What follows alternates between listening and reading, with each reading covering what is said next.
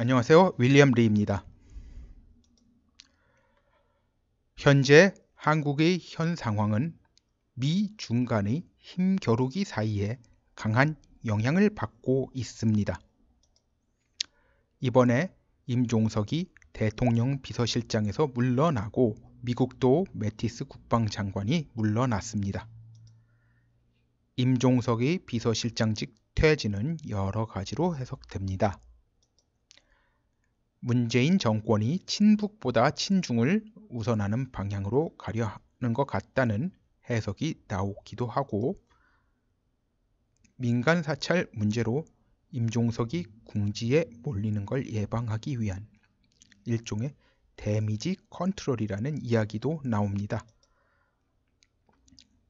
청와대의 더불어민주당에 대한 장악력이 현저히 하락해 이를 타개하기 위해 임종석에게 당권을 맡기기 위한 포석이라는 이야기도 있습니다. 매티스의 퇴진은 여러 해석이 있습니다만, 매티스는 장군 시절 이란에 강력한 군사력을 행사해야 한다고 했다가 오바마와 마찰을 빚었습니다. 그런 그가 국방장관이 된 후엔 북한에 대한 군사적 행동에 지극히 유보적인 모습을 보였죠. 트럼프는 매티스가 자기 정책에 사사건건 반대하는 것에 대해 그가 민주당원 같다는 표현을 했습니다. 트럼프는 맥마스터 전 백악관 안전보좌관을 트럼프의 가장 큰 정적인 조지 소로스에게 백악관 내 정보를 대준 사람이라 생각하는 것으로 알려져 있습니다. 맥마스터를 그 자리에 천거한 사람이 매티스죠. 그리고 매티스에게도 같은 의혹을 갖는 것으로 알려졌고, 이는 이번 해임과 무관치 않다고 합니다. 이 때문에 매티스가 군 생활 중에 일어난 불미스러운 일로 소로스에게 약점을 잡혀 그리 되었다는 이야기도 있으나 이 부분에 대해서는 좀 더 확인이 필요한 것으로 보입니다. 이번 해임으로 트럼프는 공화당과 백악관 내 중요 직책에서 조지 소로스 입김이 닿는 사람들을 치우는 것을 어느 정도는 일단락했다고 봐야죠. 한국에서는 나라의 안위는 생각 않고 지들 권력만 추구하는 주제에 손 안 대고 고풀 국리만 하는 자들이 전광훈 목사 같은 사람을 앞세워 문재인 정권이 붕괴되면 권력을 잡자며 혈안이 되고 있습니다. 지금 페이스북에서 박근혜를 묻고 가자고 선동하는 사람들, 대단한 것이라도 약속받고 하나 했더니 전광훈 목사에게 넘어간 것이라는 말을 듣고 참으로 어이가 없습니다. 제가 전에 언급한 대로 지금 문재인 정권이 무리수를 너무 많이 두고 스스로 흔들리니 이게 기회다 하며 덤비는데, 이들은 지들이 나서서 흔들 생각은 하지도 않고 지들 중심으로 뭉치지 않으니 문재인 정권이 충분히 흔들리지 않는 거라는 궤변을 늘어놓습니다. 지들이 적극적으로 흔들면서 힘이 모자라다는 소리를 하기는커녕 먼 발치에서 저기 가서 흔들어들 봐 하고 소리만 지르고 있습니다.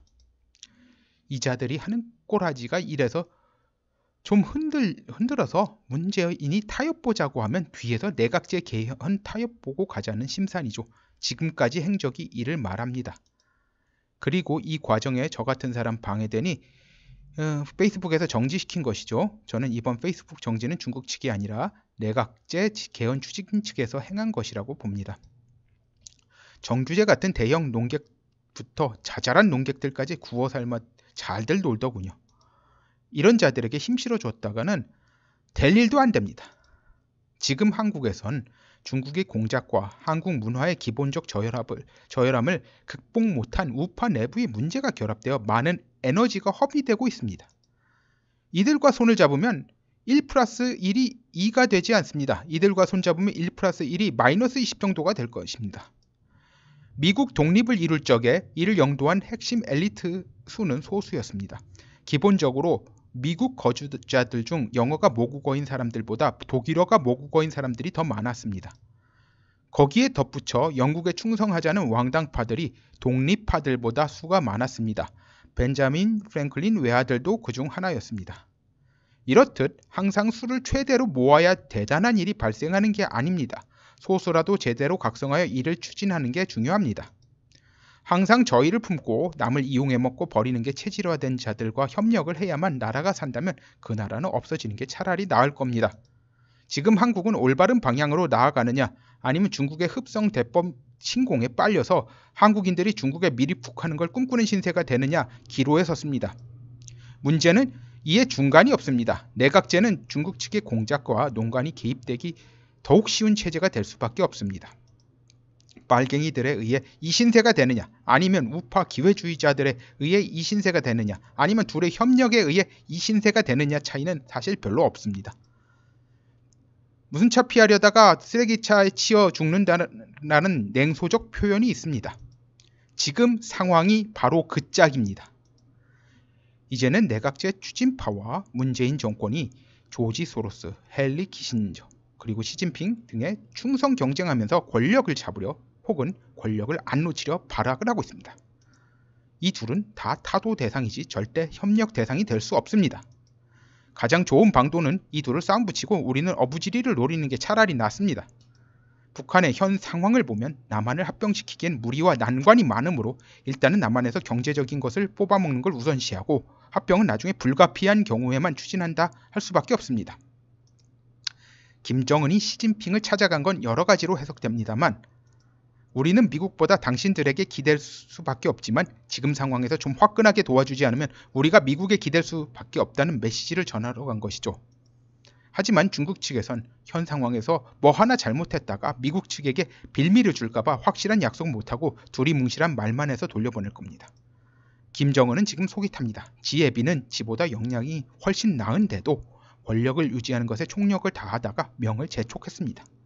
게다가 김정은은 김정일이 생전 자기 사후를 걱정해 만든 인적 시스템을 제대로 운용 못하고 그중 상당수를 처형했습니다.